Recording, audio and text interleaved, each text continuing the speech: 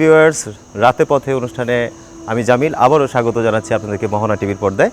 আপনারা জানেন প্রতি শুক্রবার রাত 9টা 15 মিনিটে আমাদের এই অনুষ্ঠান প্রচারিত হয় শুধুমাত্র আপনাদের জন্য। আমি জামিল থাকি হচ্ছে এই সময়টার, এবং আপনারা খুব ভালো করেই জানেন আমার সাথে এই সময়টা পার করার জন্যে আমাদের বাংলাদেশে একজন বিখ্যাত সেলিব্রিটি থাকেন, যার সাথে আমরা কথা বলি, ওনার দুঃখ সুখ বিভিন্ন বিষয় নিয়ে আমরা কথা বলি, এবং বিশেষ করে রাতের বেলায় আমরা সচরাচর যে ধরনের কার্যক্রম করি তার থেকে একটুখানি আলাদা হয়ে থাকার চেষ্টা করি। আজকে আমার সাথে যিনি আছেন ওনার পরিচয়টা আসলে আমি এই ছোটো মুখে কট্টু করে দেবো আমি ঠিক বুঝতে পারছি না। যিনি একাধারে আমাদের নাট্যাঙ্গনে, বিশেষ করে মঞ্চ থেকে শুরু করে পরে টেলিভিশন, এই নাট্যাঙ্গনে যারা আছেন বাংলাদেশে, যারা উজ্জ্বল নক্ষত্রের মতো আমাদের মাথার উপরে থাকবেন সারা জীবন, তাদের মধ্যে একজন জীবন্ত কিংবদন্তি, আমাদের সবার প্রিয় এনামুল হক স্যার। আসুন স্যারের সাথে কথা বলি, এবং আজকের অতিথি আমাদের স্যার। আসসালামু আলাইকুম স্যার। ওয়ালাইকুম আসসালাম। ভালো, হ্যাঁ, তুমি ভালো আছো? জি জি। আচ্ছা, হঠাৎ করে আমার কথা মনে পড়ে গেল নাকি? স্যার, আমরা মোহনা টিভির পর্দায় আমাদের রাতে পথে অনুষ্ঠানে আমরা একটু আড্ডা মারি, একটু গল্প করি, কিন্তু ঘটনা হচ্ছে আজকে আপনাকে আমরা পেয়েছি, আপনার থেকে অনেক কথা শুনবো, অনেক কথা জানবো। হ্যাঁ, অনেক কথা তো আছে, কারণ অনেক দিন তো পৃথিবীতে আছি, বয়স তো কম হলো না। সেই পয়েন্ট অফ ভিউতে বলতে পারো যে অনেক কিছু জেনেছি, দেখেছি, আবার অনেক কিছু উপভোগ করেছি। বিশেষ করে আমি তো শিক্ষকতা করেছি, আমি সবসময় তরুণদের সাথে ওঠা বসা করেছি, যার জন্য তরুণদের মনের কথা, তাদের মনের গতি প্রকৃতি আমার কাছে খুব পরিচিত। তোমার যেমন তোমার মন কি বলছে আমি কিন্তু চোখ দেখেই বলতে পারবো। দর্শক, স্যার আজকে আমাদের সাথে আছেন, এবং সবচেয়ে মজার বিষয় হচ্ছে যেটা আমি আমরা আজকের এই রাতের পথে অনুষ্ঠান শুরু করার আগে আমি অনেকটা ভাবছিলাম যে আসলে স্যারের সাথে কীভাবে শুরু করবো, কীভাবে স্টার্টিংটা করবো, বাট স্যারের কথা শুনেই বুঝতে পারলেন যে স্যার আসলে আমাকে সুযোগটা করে দিয়েছেন, যার কারণে আমার কথা বলতে কোনো সমস্যা নেই। স্যার, এখনকার সময় কেমন যাচ্ছে? এখন আসলে আনন্দের মধ্যেই যাচ্ছে। শারীরিকভাবে মাঝে মধ্যে একটু অসুবিধা হয়, কিন্তু মানসিকভাবে এখনও স্ট্রং আছে। তার নানা কারণ আছে। একে তো মোটামুটি সুখী মানুষ যাকে বলে, আমি মোটামুটি সুখী মানুষ। আমি যেমন ধরো আমাদের বয়সী যে মানুষরা, তাদের ছেলেমেয়েরা কিন্তু তাদের সাথে প্রায়শ নেই। হ্যাঁ, দেখা যায় যে একসাথে থাকে না। কেউ হয়তো বিলেতে আছে, কেউ হয়তো আমেরিকাতে আছে, কেউ না জাপানে আছে, নেপালে আছে, মালয়েশিয়াতে আছে। আমার বন্ধুদের সাথে দেখা হলে ওদের যে কথাগুলো ওরা বলে আর কি, যে মাঝে মধ্যে যখন আমাদের একটা 64 ব্যাচের একটা আড্ডা হয় আর কি, যারা আমরা 64-এ ঢাকা ইউনিভার্সিটি থেকে পাশ করেছি, তাদের একটা সংগঠন আছে। সেই সংগঠনে মাঝে মধ্যেই আমরা একত্রিত হই বিশেষ বিশেষ অকেশনে। তখন তাদেরকে যখন জিজ্ঞেস করি যে কী ব্যাপার, ছেলেমেয়েরা কোথায়, এক একজনের থেকে যে শুনি আর কি, বলে যে আমার ছেলে আছে লন্ডনে, মেয়ে আছে অস্ট্রেলিয়াতে। যখন বলে তখন কিন্তু সবার একেবারে বুক ফুলে যায়, একেবারে গালগুলো একেবারে টসটসে হয়ে যায় আর কি। হ্যাঁ, যেটা গর্বের থেকেই বলা আর কি। তবে শেষ সংলাপটা বড়ই দুঃখের। সেটা বলে যে এই নাম আমরা বড় একা। সেই পয়েন্ট অফ ভিউতে আমি ভীষণ লাকি। আমার 2 মেয়ে এবং 2 জামাই, তারা আমার সাথেই থাকে বলা চলে। আমি যে ফ্ল্যাটে থাকি তার থেকে অপোজিটের 2টো ফ্ল্যাটে আছে। এবং আরও আনন্দের বিষয় যে আমার বড় মেয়ের টুইন, একটা ছেলে একটা মেয়ে, আমরা হিংটিং ডাকি। আর ছোট মেয়ে একটা ছেলে, তাকে আমরা পট ডাকি, হিংটিং পট। সুতরাং তারা তো প্রতিদিনই তাদের সাথে দেখা হচ্ছে, এবং তারাও এনজয় করছে, নানা নানিকে পাচ্ছে। বিশেষ করে নানির যে আদর, সেটা পেতেই হবে, প্রতিদিনই পেতে হবে, এরকম একটা ব্যাপার আর কি। দর্শকদের বলে রাখি যে আমাদের এনাম স্যারের 2জন জামাতা যিনি, ওনারা আমাদের অত্যন্ত প্রিয় মানুষ। সে বিষয়ে কথা হবে, আমরা কথা বলবো, আমাদের সাথে থাকুন। স্যার, আমরা কি একটু সামনে যাব? হ্যাঁ, ঢাকা শহর তো অনেক বড় হয়ে গেছে, এখন আর সেই ছোট ঢাকা শহর নেই। তো যার জন্য বিভিন্ন জায়গায় অডিটোরিয়াম হওয়া খুবই প্রয়োজন। এবং অডিটোরিয়াম হলে ধরো আজকে উত্তরায় যদি হয়, উত্তরার আশেপাশে ওই এলাকার সবাই লোকগুলো, দেখবে এটা অনেকটা এডিকশনের ব্যাপার আছে। দেখতে অনেক দর্শক এমনও আমি দেখেছি, বা আমি সচরাচর স্টেজে আজ ওইভাবে পারফর্ম করি না। আমাদের দলের যে নাগরিক নাট্যাঙ্গন, আমি প্রতিটা শোতেই থাকি এবং পিছনে বসা থাকি। না, দর্শকদের মানে পয়েন্ট অফ ভিউতে আমি দেখতে চেষ্টা করি, এবং দর্শকরা কেমন করে নাটক এনজয় করছে, নাটক নিয়ে তাদের কোনো ভাবনা আছে কিনা, এগুলো জানবার চেষ্টা করি। এবং এমন দর্শকও পাই, প্রায়শই এই ধরনের দর্শক পাই যে এই প্রথমবার নাটক দেখলাম, জীবনে প্রথম, হয়তো ওনার বয়স 50-এর উপরে, কিন্তু এই প্রথমবার নাটক এমন হয়, মঞ্চ নাটক। হ্যাঁ, আমরা তো টেলিভিশনের নাটক দেখি, আমি বলি যে না, মঞ্চ নাটক আপনাকে দেখতে হবে, এটা হৃদয়ের ভেতরে আপনার ঢুকে যাবে, সংলাপ, এর পরিপ্রেক্ষিত, এর ঘটনা প্রবাহ, যেটা মনে হবে যেন আপনি আপনাকে দেখছেন, নিজেকে দেখছেন। স্যার, এটার কারণটা কি মনে হচ্ছে আপনার, যে এই যে মানুষ দেরিতে যখন দেখছেন তখন মিস করছেন? আমি আগে দেখলাম না, আগে দেখলাম না মানে ওটা অনেক সময় সুযোগ সুবিধা হয়নি, বা আমাদের তো এখনও সবাইকে সংস্কৃতির প্রতি যে আকৃষ্ট করবার ব্যাপারটা এখনও হয়নি। যে জন্য আমি প্রায়শ আজকাল বলি যে ঘরে ঘরে সংস্কৃতির দুর্গ গড়ে তুলতে হবে। এটা আমি একটু বঙ্গবন্ধুর ভাষার সাথে একটু মিল রেখে বলি। উনি যেমন বলেছিলেন ঘরে ঘরে দুর্গ গড়ে তুলতে, হ্যাঁ, যা যা আছে। আমিও আজকাল এইভাবেই বলতে চাই যে ঘরে ঘরে সংস্কৃতির চর্চা হোক, এবং বিশেষ করে নাটক দেখা বা নাটক সম্পর্কে জানার যে ইচ্ছা নতুন প্রজন্মের মধ্যে যদি আমরা ইনসার্ট করতে পারি, নতুন প্রজন্মকে যদি বোঝাতে পারি যে নাটকের মাধ্যমে তোমরা তোমাদের জীবন দেখতে পাবে, এক ধরনের বোধ সৃষ্টি হবে। কারণ এর মধ্যে নাটক কি, যেটাকে আমরা বলি দর্পণ, হ্যাঁ, যে নিজের চেহারায় নিজে আমরা দেখতে পাই নাটকের মাধ্যমে। সেই জন্য এটা দেখা, এটা বিশেষ করে নতুন প্রজন্মের জন্য আমি বলবো, তারা এই বিষয়টায় যদি একটু আগ্রহী হয়, এটার বিষয়ে পড়াশোনা করে, একটু দেখে। আমাদের আবার একটা ইনস্টিটিউট আছে, NNIT, নাগরিক নাট্যাঙ্গন ইনস্টিটিউট অফ ড্রামা। এই তো এই মাসের থেকেই ভর্তি শুরু হয়ে যাচ্ছে। তা আমরা চাচ্ছি যে ছেলেপেলেরা আসুক। প্রায় 18তম ব্যাচ আমাদের হয়ে গেছে। আর শিক্ষকতার কথায় যদি বলো, সেটা তো একটা আনন্দ ঘন সময় কাটিয়েছি। আমি আমার ছাত্রদের কাছে ভীষণভাবে প্রিয় ছিলাম, ওদের ভালোবাসা পেয়েছি, শ্রদ্ধা পেয়েছি। এখনও আমার পথে ঘাটে আমার ছাত্রদের দেখা হয়। আর আমাদের যে ইনফরমেশন মিনিস্টার, সেও আমার ছাত্র। আমি একটা কথা শুনছিলাম স্যার, সেটা হচ্ছে আমাদের হুমায়ুন স্যার নাকি আপনার স্টুডেন্ট ছিলেন? না, হুমায়ুন আমার ওইভাবে স্টুডেন্ট ছিল না। হুমায়ুন আর আমি একই বিভাগের ছাত্র, সেও কেমিস্ট্রি, আমিও কেমিস্ট্রি। তো ওর সাথে আমার পরিচয়টা একটু ইনসিডেন্টালি হয়েছে।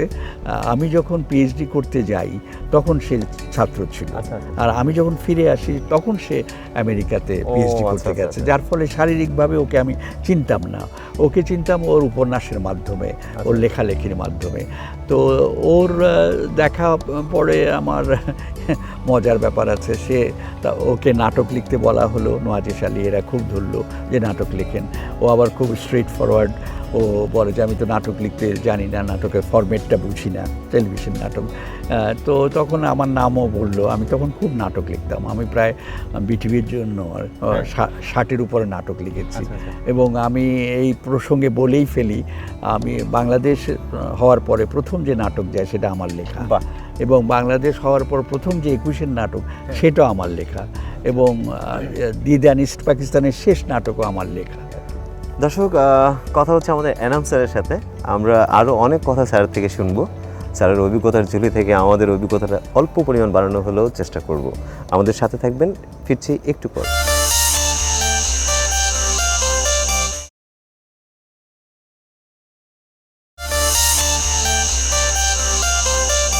ধন্যবাদ আমাদের সাথে থাকার জন্য।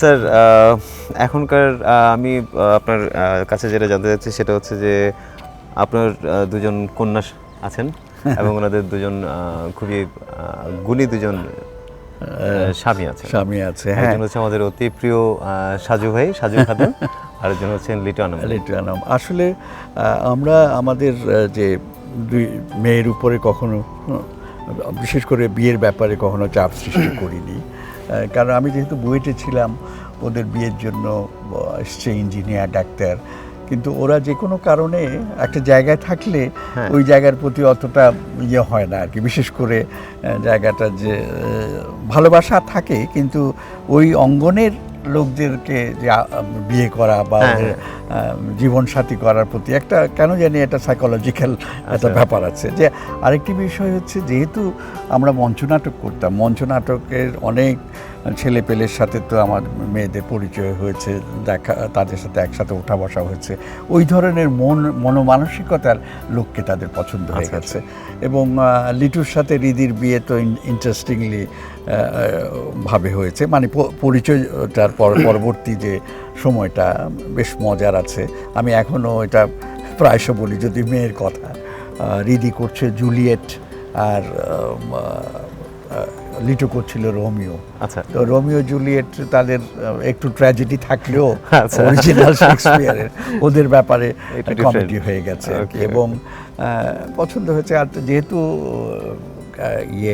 লিটু ঢাকা ইউনিভার্সিটি থেকে ম্যানেজমেন্টে এমকম করা, তারপরে রিদি মার্কেটিংয়ে করেছে বিবিএ ঢাকা ইউনিভার্সিটি থেকে।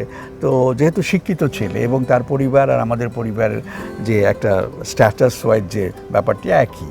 আবার সেই সাজুর ব্যাপারও তাই। সাজু তো আমাদের দলের ওর নাটকের শুরু হয় আমাদের দলের কাজ করা দিয়ে। তো সেখানে প্রীতির সাথে পরিচয় হয়, দেখা হয়, এবং সাজুর যে গুণ আছে এই গুণে কেনা। এবং সবচেয়ে বড় কথা হচ্ছে যে সাজু ভাইয়ের কথা কম বেশি সবাই আপনি বলে, তাই না? উনি তো ছোট জামাই। সাজু, হ্যাঁ, ও আমার ছোট মেয়ে প্রীতি। সে আবার মানে নাটকের সাথে আমাদের দলের সাথে জড়িত, কিন্তু স্ক্রিনে সে আসতে চায় না। এবং সে লেখালেখিতে, তারই লেখা নাটক আমরা করছি। পুষি বিড়ালও একজন প্রকৃত মানুষ। তো ও লেখালেখিতে এখন খুব ইন্টারেস্ট। এই দুইজন জামাতার মধ্যে আপনার পার্সোনাল পছন্দ কাকে? যদিও আমরা জানি যে প্রোগ্রাম দেখলে আমার ব্যাপারটা হচ্ছে দুইজন দুই ধরনের। লিটুক একটু চুপচাপ, একটু গম্ভীর, সাজু ভাই একটু, সাজু আবার অল টাইম মাস্তির মধ্যে থাকে, জমিয়ে। সাজু ছোটবেলার থেকেই বোধহয় ওরকম ছিল। তার রিফ্লেকশন পাচ্ছি তার বাচ্চার মধ্যে। পট আমাদের তার সাদৃশ্য আমরা রেখেছি। রিদির বাচ্চা দুই ধরনের চেহারা হয়েছে, আবার হলেও ইনসিডেন্টালি ছেলে হয়েছে লিটুর মতো, মেয়ে হচ্ছে রিদির মতো, এবং দুইজনের নেচারও একটু ডিফারেন্ট। কিন্তু আমরা সচরাচর জানি বা বলে থাকি যে টুইনদের নেচার প্রায় একরকম হয়, কিন্তু ওদের ব্যাপারে আমি দেখলাম different. But I hope they will be quite intelligent. তাদের চলনে বলনে এখনই ইন্ডিকেশন পাচ্ছি। স্যার, এই ম্যাডামের সাথে আপনার পরিচয় মানে সেই আমাদের পরিচয় বলতে পারো 70-তে। মানে এই থিয়েটার রিলেটেড নাকি? না, অনেকটা আমাদের অ্যারেঞ্জড ম্যারেজ হয়েছে। তো যাই হোক, সেটা তারপরেও আমার মানুষের একটা ইচ্ছা থাকে যে কি ধরনের সাথী হওয়া উচিত। সেই পয়েন্ট অফ ভিউতে বলবো যে আমি ছোটোবেলার থেকে আর্ট কালচারের প্রতি আমার একটা আলাদা ভালোবাসা ছিল, নাচ, গান, থিয়েটার, সিনেমা।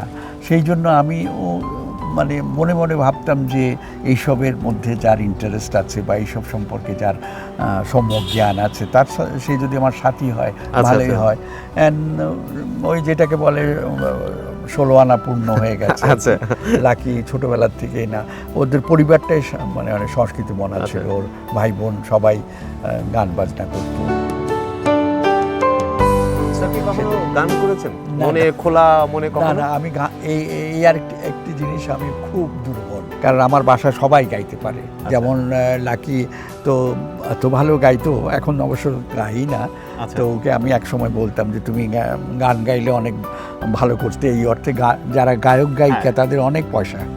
ম্যাডাম, আমি জানি না আপনি প্রোগ্রামটা দেখছেন কিনা, যদি দেখে থাকেন এরকম প্রশংসা আপনার সামনে করে কিনা সেটা বলতে পারবো না। তাহলে আমরা বুঝে নিচ্ছি যে ম্যাডাম আপনি ভালো গান করেন। অনেক ওর গানের ব্যাপারে অনেক ইয়ে আছে। যেমন ধরো লাকি নামি প্রথম নায়িকা যে তার ওই যে লিপসিং করেনি, আচ্ছা, তার live। নিজের গলায় আমারই লেখা একটি নাটক অনুভবে অনুভূতি, সেটার যে গান ছিল দুটো গানই তার নিজের গাওয়া।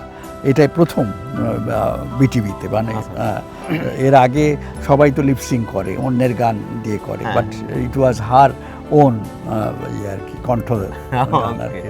সুতরাং সেই জন্য একটু লাগে যে বিবিসিতে আমরা যখন বাইরে ছিলাম, বিবিসিতে ওখানে নয়া জিন্দেগি বলে একটি অনুষ্ঠান হতো এশিয়ানদের, সেখানে লাকি গান নাচ করেছে। আমরা বার্মিংহামে যে হতো কি বলে স্টুডিওতে রেকর্ডিং হতো।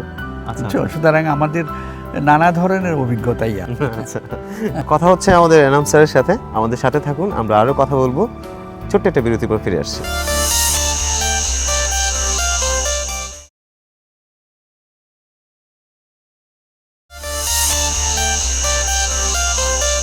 আমাদের সাথে থাকার জন্য ধন্যবাদ স্যার। অনেকটা সময় জীবনের অনেকটা সময় দর্শকদের জন্য দিয়ে দিলেন। এখন যদি মনে পড়ে কি, যদি পিছনে যদি যাওয়া যেত বা পিছনে যদি যেতেন, তাহলে এই পেশা না এসে মানে না, আসলে মাঝে মধ্যে যে মনে পড়ে না যখন একলা থাকি তখন তো, কারণ আমরা যেই বয়সে আছি আর কি, আমি যেই বয়সে আছি সেই বয়সে তো মানে ঠিক পেছনের কথা মনে হবেই, অবশ্যই হয়, সবারই হয়। আর এটা অনিশ্চিত, এই বয়সে অনিশ্চিত জীবন এসে যায়, কখন যে চলে যায়, কখন যে পৃথিবী ছেড়ে যেতে হবে, এরকম চিন্তা হবে না তা না, হতেই হবে।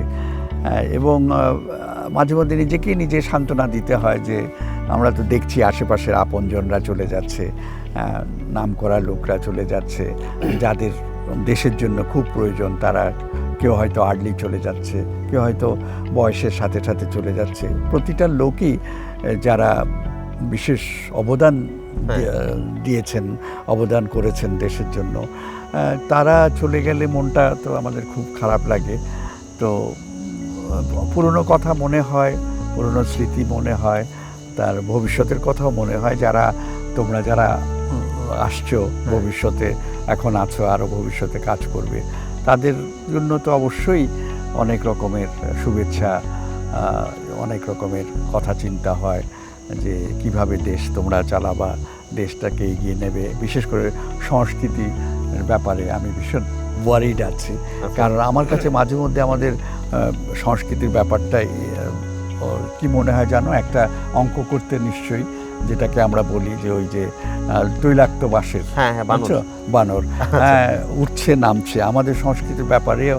কারণ আমরা আমাদের এই যে স্বাধীনতার পর থেকে আমরা যা দেখেছি, মাঝে মধ্যে আমাদের সংস্কৃতি চর্চা থমকে গেছিল, অনেক সময় থমকে গেছে, আবার উজ্জীবিত হয়েছে। এটা নির্ভর করছে যেই সরকার দেশ পরিচালনা করে, সেই সরকার যদি সংস্কৃতিবান না হয় তাহলে কিন্তু সংস্কৃতি এগোয় না।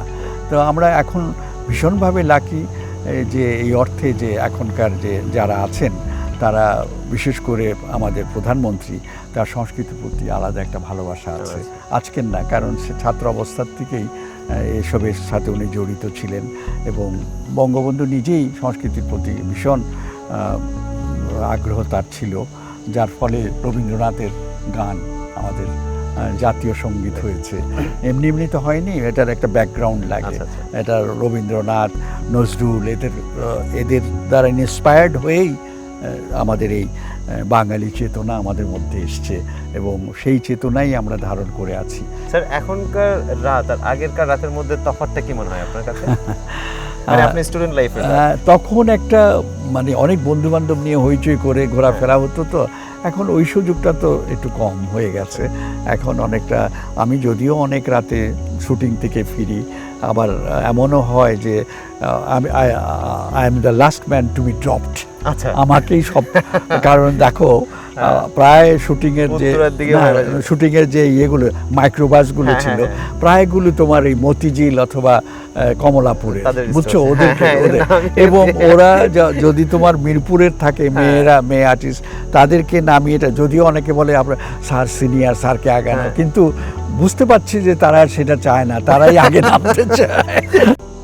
স্যার আঞ্চলিকতার ব্যাপারে মানে আপনি হচ্ছেন, এখন যেমন আমরা কথা বলছি আমরা দুজনেই নোয়াখালীর লোক, ইনফ্যাক্ট আমাদের ওইবারে প্রডিউসার যিনি উনিও নোয়াখালীর, সো আমাদের পুরো নোয়াখালী ইউনিট আমরা এখানে। আঞ্চলিক নাটকগুলো কি স্যার এখন কমে, মানে বিশেষ করে নোয়াখালী নাটকগুলো কি কম করছেন স্যার?